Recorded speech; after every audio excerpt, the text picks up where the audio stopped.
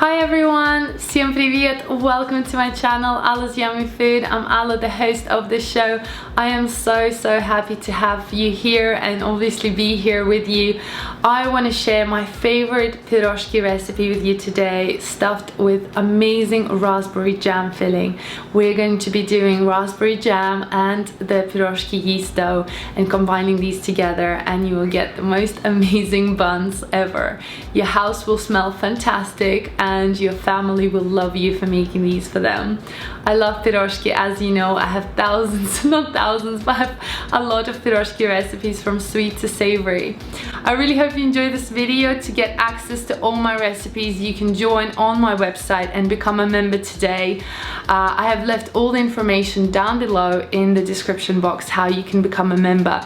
And yeah guys, I really hope you enjoyed this video.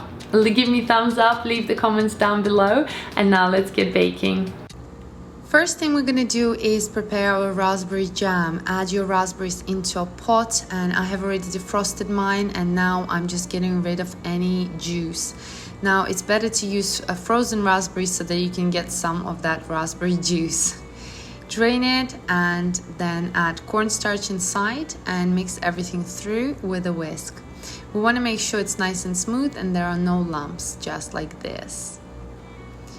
Then into our pot we're going to add our sugar, butter and remaining raspberries and place it onto the stove on a medium heat.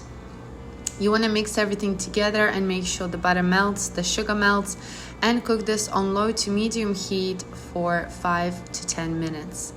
After that, add your cornstarch liquid mixture and turn down the heat and keep cooking the raspberry jam for a while.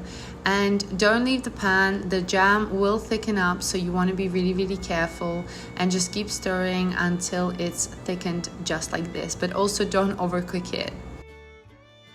Once it's done, you want to add it into a bowl and leave it to fully cool down. As it cools down, it will thicken and it will be perfect to use in our buns. First, we're going to make our dough. So in a bowl, add your milk. Make sure you warm it up.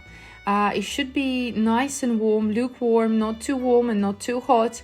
And then you're gonna add your yeast. You can use fresh yeast or instant or dry yeast. Then you're gonna add 1 tablespoon of sugar from the whole amount of sugar and set it aside for a few minutes. Then you're gonna add your eggs, vanilla extract and buttermilk. You want to mix all your wet ingredients together and set it aside.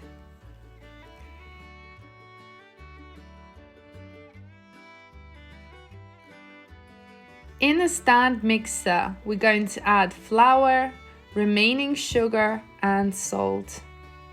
We're going to slowly add our wet ingredients into the dry ingredients while mixing on medium speed with a dough hook.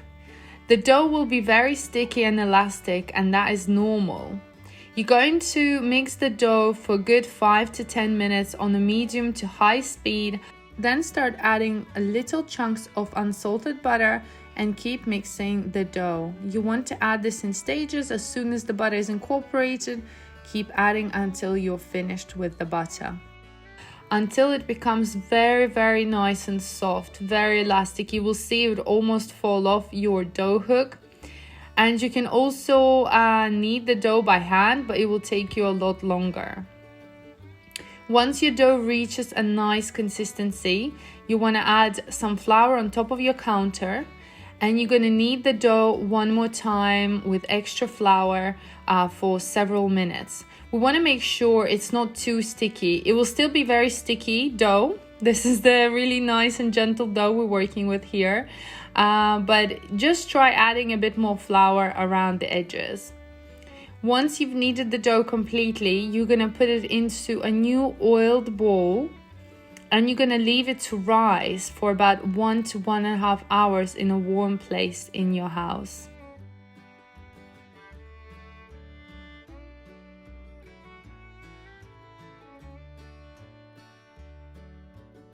Once your dough has risen, you're going to add flour onto your counter and place the dough on top. What I usually do, I pinch the dough balls and I measure them. I like to measure mine around 40 to 60 grams per each bun, but you don't have to measure them. If you want them all looking the same, then I do recommend you measure them out. If you take more of a mixture, they will be bigger. If you take small amount, they will be smaller, of course. You're going to roll out each circle and then add 1 large tablespoon of jam inside. You're then going to pinch from all the sides and lightly seal the edges of each bun.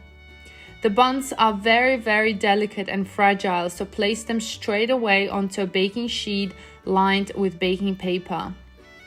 And make sure they're spaced out, as they will rise in the oven, or you'll be able to cut them off with a knife later. Now these buns are very, very gentle because the dough is so gentle, so make sure your hands are always floured, your counter is floured, as it will be very, very sticky. Once you've done all your buns, you want to brush each pastry with egg wash and then cover it with crumble. We're going to bake the buns for about 15 to 20 minutes at 180 degrees Celsius or 350 Fahrenheit, or until they are nice and golden. Trust me, you'll be able to smell the aroma in the house. They are best eaten on the same day because they're nice and fresh, they're natural. We don't add any ingredients that will make them last longer, so they are perfect to be eaten that same day. Of course, you can eat them the next day as well, just warm them up in the oven or the microwave. Enjoy!